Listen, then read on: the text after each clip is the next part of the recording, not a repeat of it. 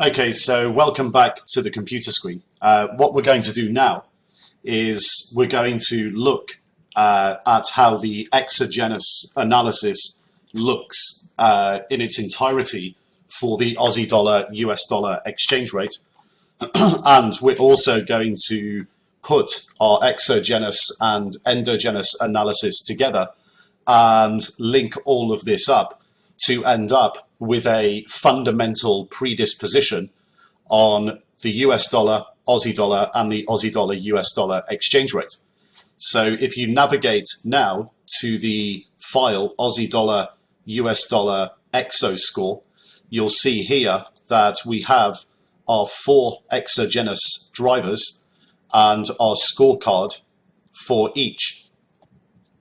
So each of our drivers is coming in at a minus number, so deflationary for Australia, and presenting us with a short bias on the Aussie dollar US dollar. Overall, our total scorecard, we do this in a similar way to the endogenous analysis. Our total scorecard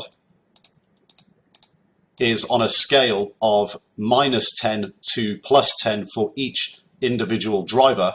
Therefore, the total scorecard has a full scale of 80 points, with the most negative being -40 and the most positive being +40. Our total score is coming in at -14.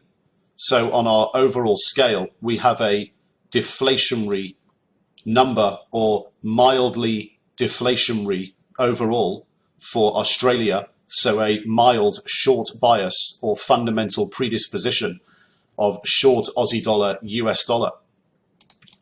Now, if we go over to our endogenous driver analysis from earlier on in the video series for the US dollar, as a reminder, we have our scale for the US dollar as a total of 310 points.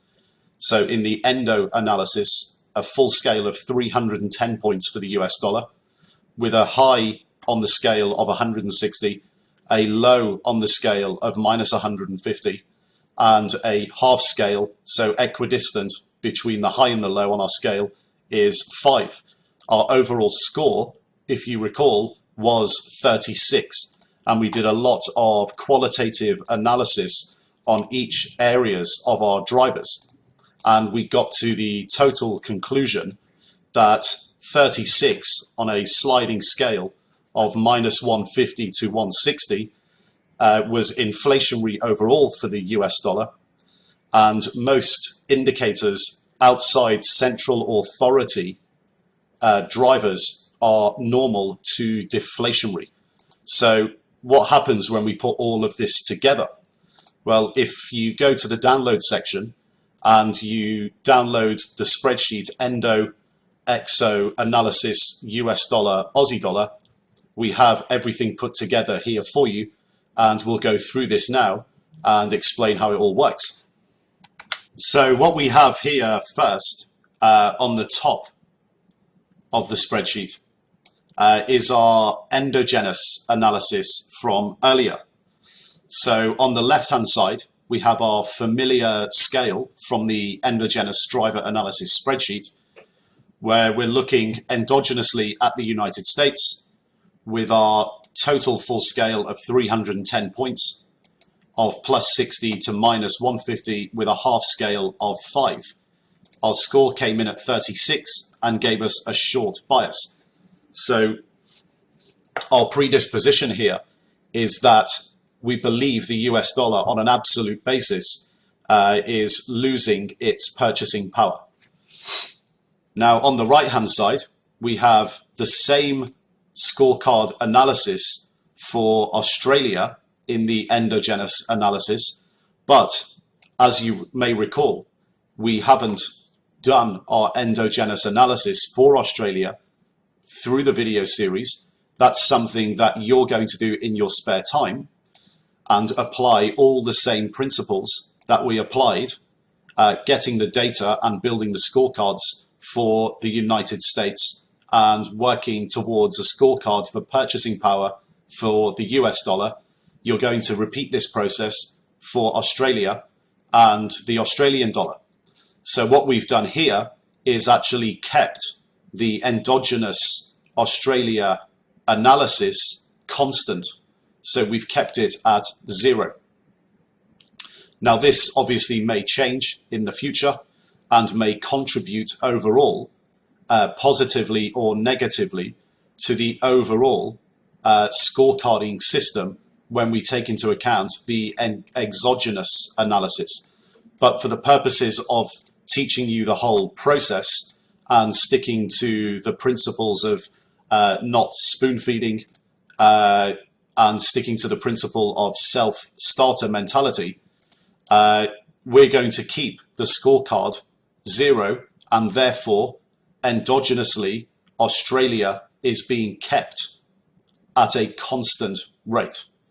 So then we move on to the relative situation where we scorecard exogenously, and we're just saying in this overall analysis that endogenously Australia is contributing neither positively or negatively on the scorecard to the overall analysis of Australia. Now, when we move on to the exogenous analysis lower down, what we have here on the right-hand side, our subject was to look at the Australian economy and use the Australian dollar, US dollar, as a proxy for our view on the Australian economy relative to the United States economy. And we have our scale, which we just saw over in the exogenous analysis spreadsheet. We have our scale of plus 40 to minus 40 with our full scale of 80 and our score of minus 14. And that is obviously on the scorecard deflationary for Australia, which by default is giving us a minor short currency bias in the Australian dollar. Now, how do we actually relate this over to the exogenous analysis when we scorecard on the side of the US dollar? Well, the negative contribution scorecards across the same for the US dollar, because if we have a short bias in the Aussie dollar on this side, we have a long bias in the US dollar on this side, because with the dynamic relativity principle, you can't sell Aussie dollar without buying US dollar if you actually sell the Aussie dollar US dollar exchange rate. So we have a long bias on this side if we have a short bias on this side.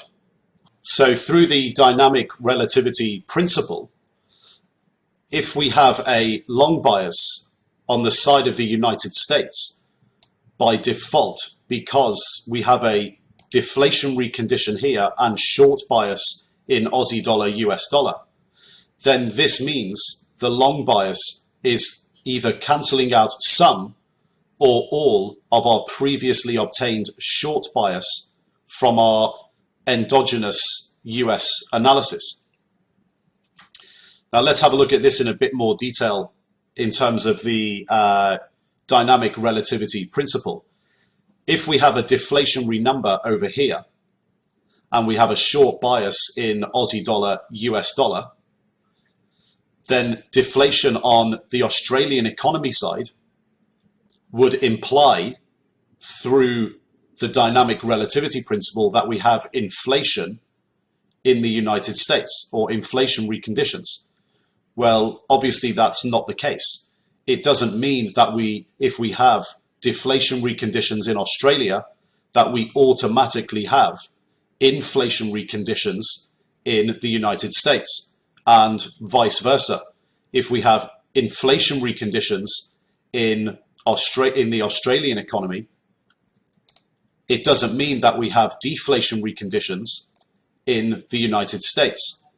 So we don't simply add up our scorecards here and create a total scorecard and add the opposite number to the minus 14 on this side and create a plus 14 on this side, because it doesn't simply imply that we have automatic inflation in the United States.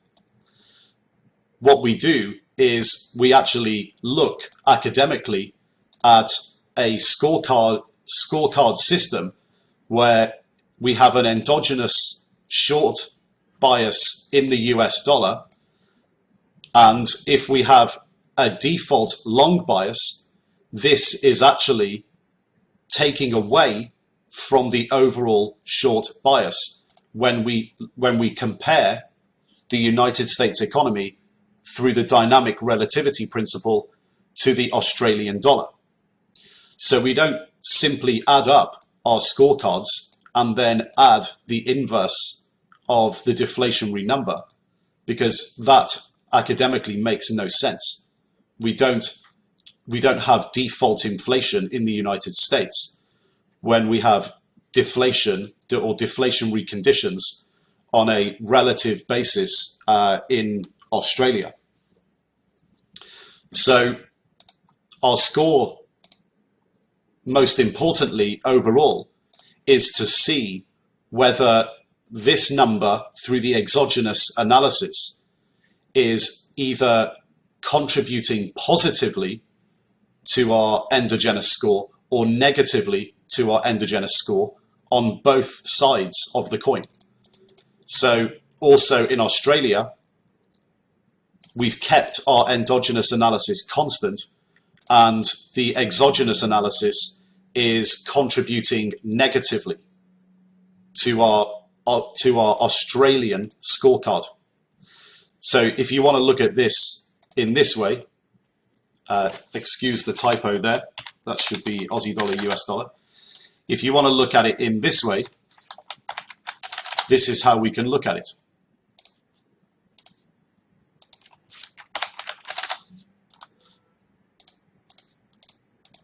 The Australian dollar,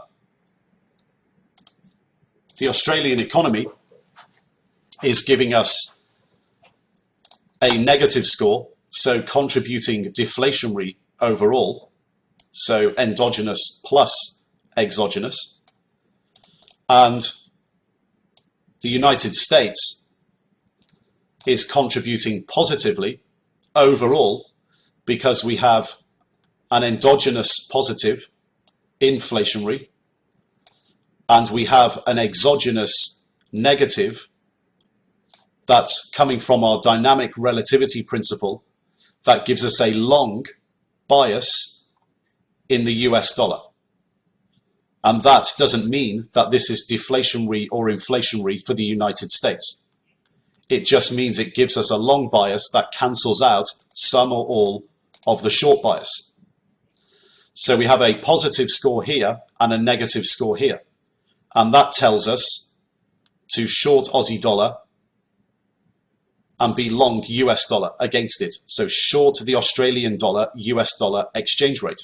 Now, what happens if we stress test this analysis and we end up, for example, on the Australian side, getting a total number through our overall analysis, a total number that's positive? Well, this would mean that we have inflation or inflationary conditions on the side of the Australian economy, and we would end up having a long bias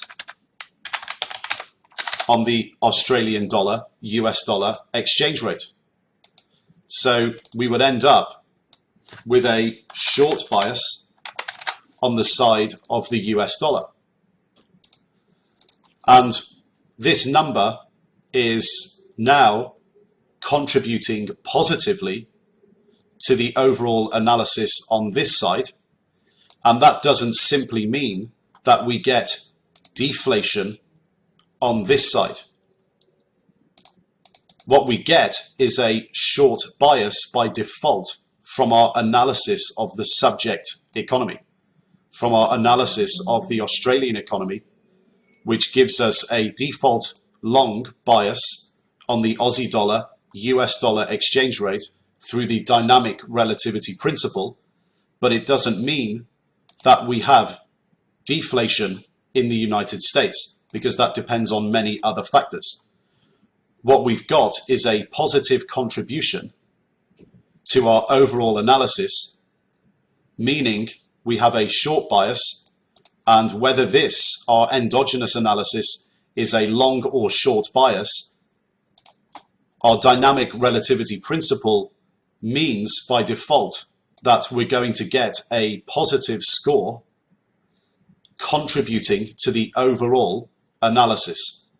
So again, we don't just simply add up our scorecards and say this is 56 out of 200. We just say academically that through our dynamic relativity principle, we've contributed positively to our overall analysis, and our short bias is either adding or taking away from our bias over here. And in this instance, it's adding to our overall analysis. So what it would mean here is that if we have a short bias here and a short bias here, then our conviction goes higher. So if you recall earlier that we had a long bias through our exogenous analysis, so by default, through our dynamic relativity principle, we had a short bias in the Aussie dollar US dollar exchange rate, which means a long bias in the US dollar or US economy side, and this took away from our short bias. Well, now this is actually adding to our short bias, which gives us more conviction. We're probably double the amount as convinced as before that we should be short the US dollar, and we should be short the US dollar against the Australian dollar. So if we change this back, we can see the current situation where we've scorecarded endogenously in the United States. Theoretically, we've scorecarded endogenously in Australia, and we're keeping that number constant. And we've scorecarded across our exogenous analysis across the Australian economy and measured this relative to the US economy, and ended up with a short bias in the Australian dollar due to deflation.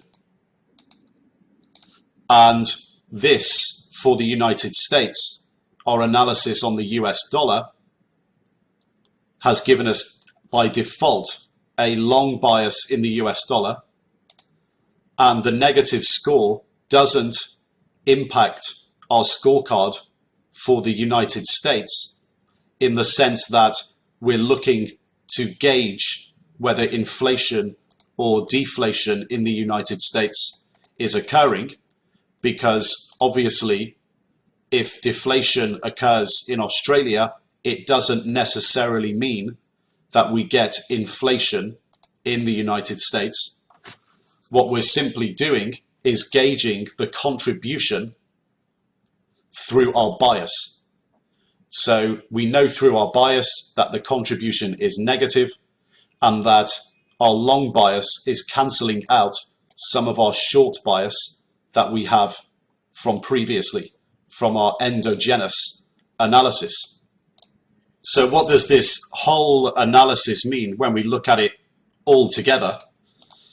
Okay, well, it means that on an absolute basis, the US dollar is losing its purchasing power.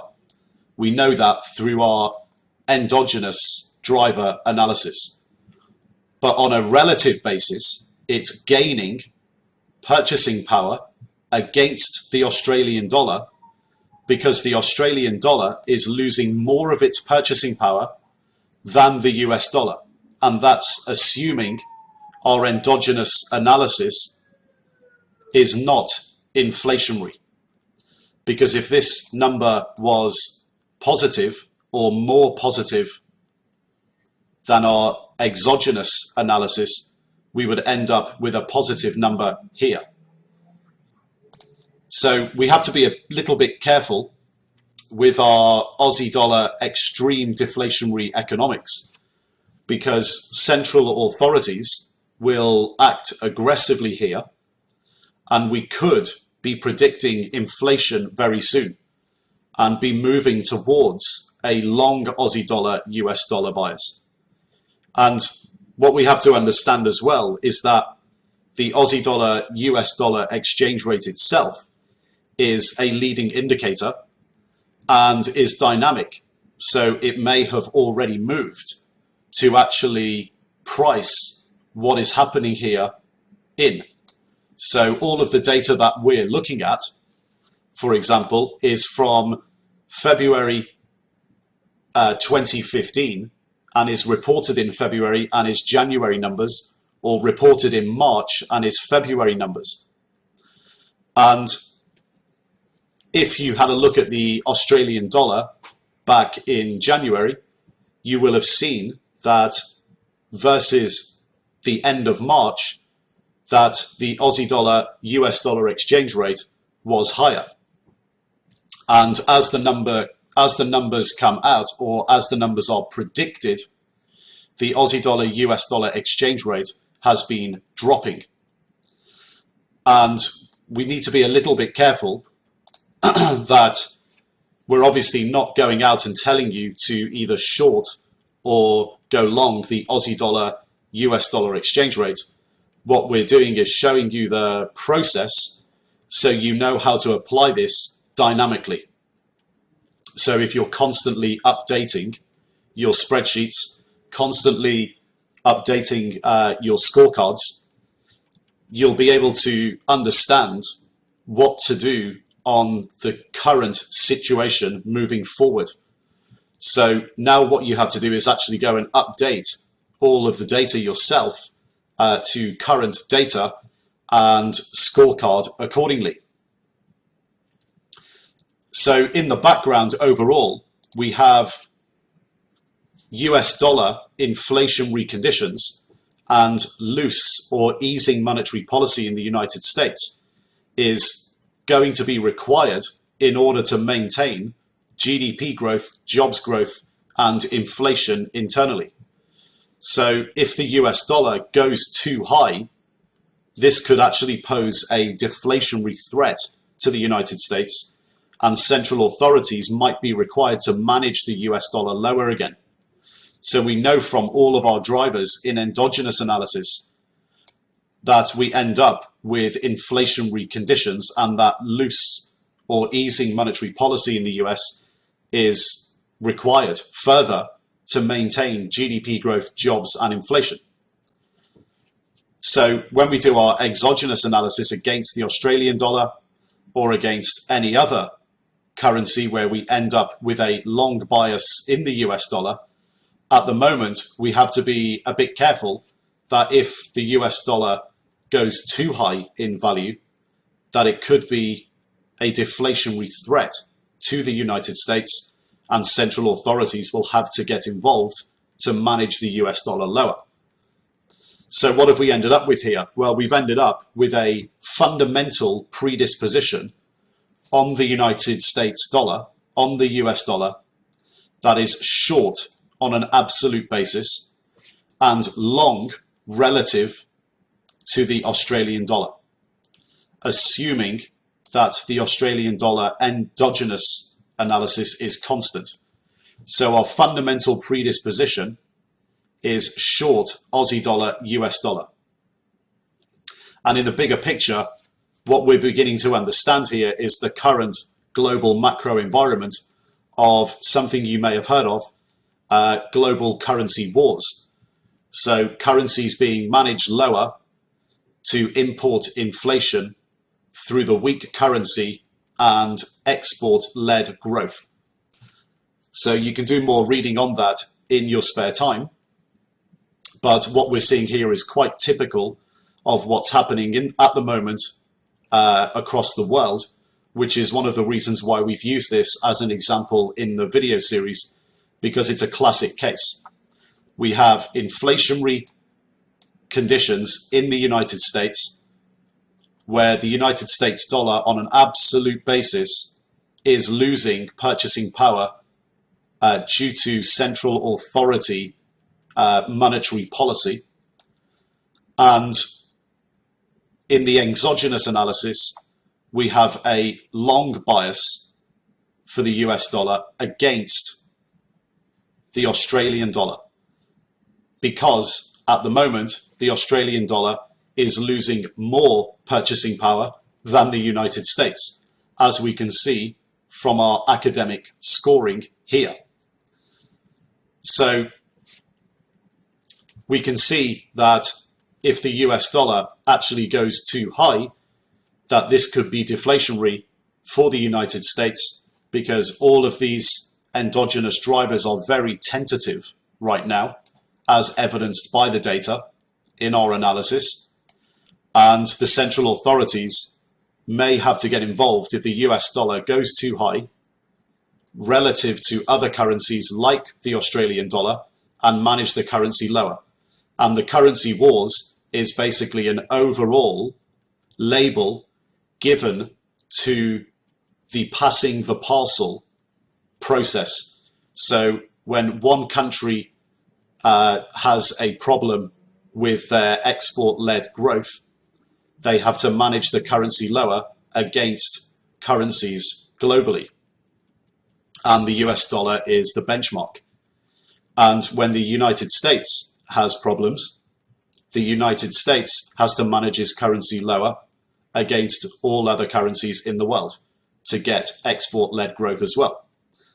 So when we use the phrase pass the parcel, it basically means whose turn is it to manage their currency lower, because growth is not coming from the economies themselves structurally.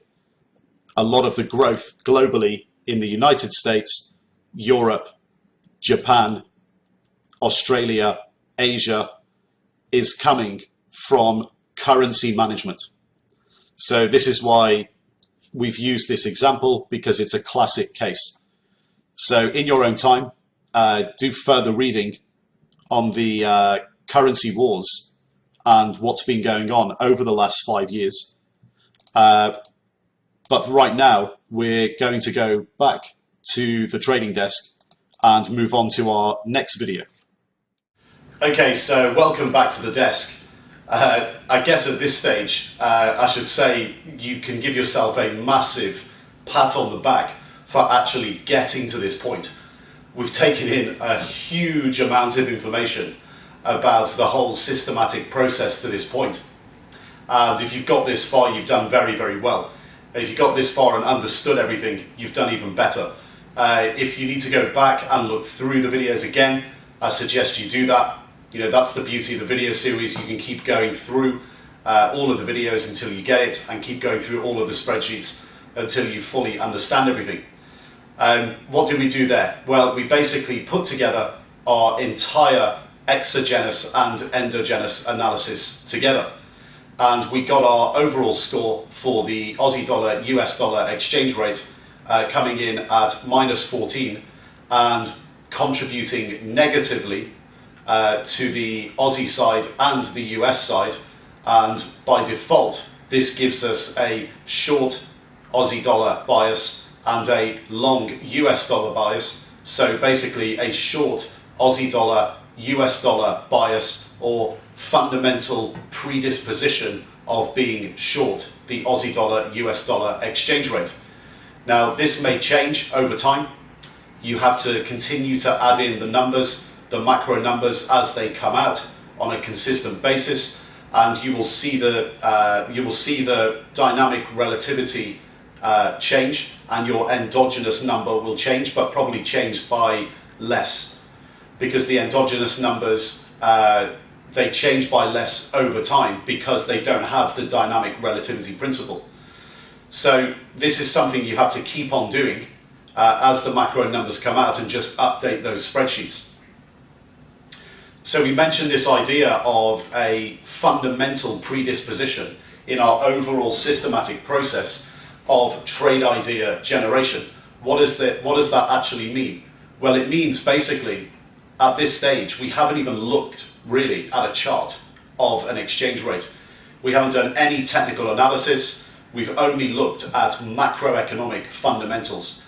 And we've got to a point where we've decided that when we look at the US dollar, we have an endogenous short bias. But when we compare the Aussie dollar to the US dollar, we have a long bias in the exogenous analysis, and this contributes negatively to our overall score, but gives us a short Aussie dollar, US dollar exchange rate bias.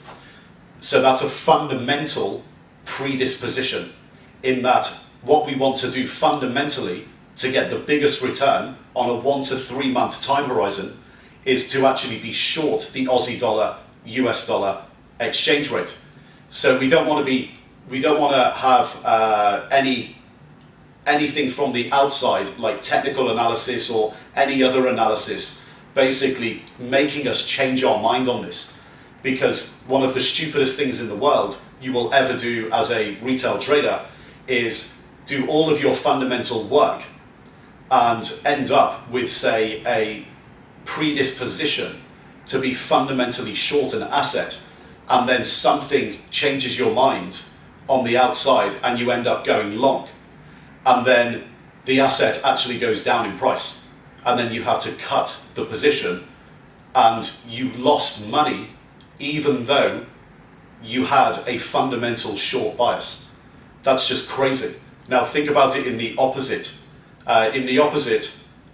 You end up with a fundamental long bias on an asset, and something changes your mind that's nothing to do with the fundamentals to actually go short, and then you go short and it goes up in price. You've done all the hard work, you found out all the fundamentals, and then you've decided to go the other way because one indicator that's got nothing to do with fundamentals showed you that you should be short for the next week, and then you shorted it and it went through the roof.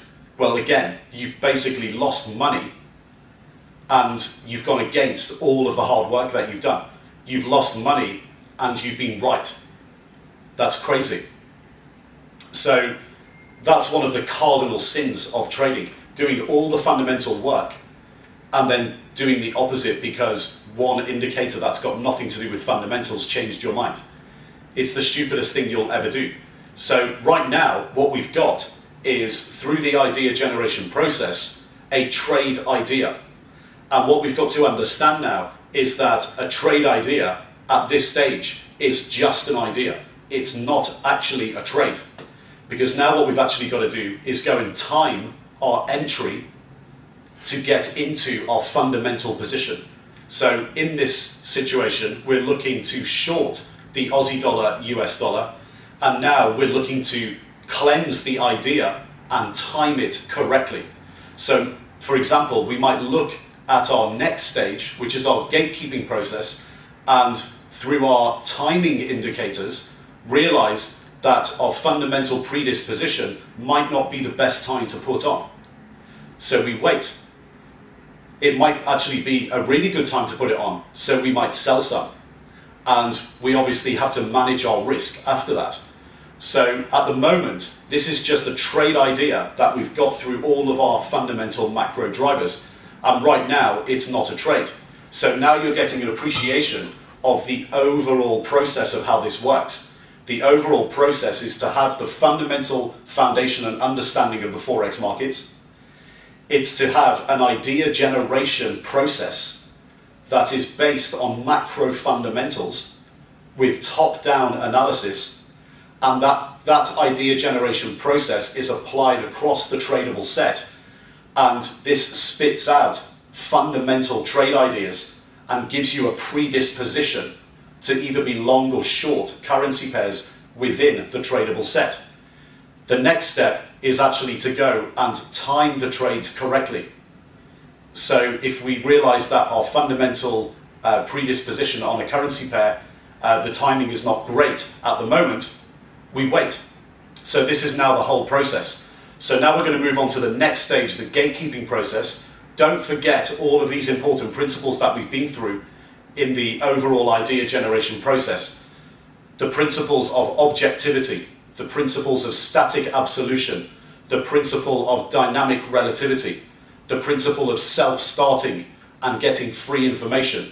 You know, one reminder here, everything we've looked at so far in the idea generation phase, in the endogenous and exogenous analysis, every single piece of data is free. We got it all off the internet. You don't need to buy any of these softwares. You don't need to concentrate on charts and data within your brokerage platform. We're showing you how to do this all yourself. And this is the whole process that you need to go through. Learn how to do it yourself and apply it to all the currency pairs in the tradable set. So this brings us to the end now of the idea generation phase. You've got to repeat this process for the tradable set, but now we're going to move on to the gatekeeping process and show how you turn this fundamental predisposition, this trade idea, into an actual trade, and it becomes a real position in your brokerage platform, in your trading account. Okay, so let's move on to the next video, and I'll see you on the other side.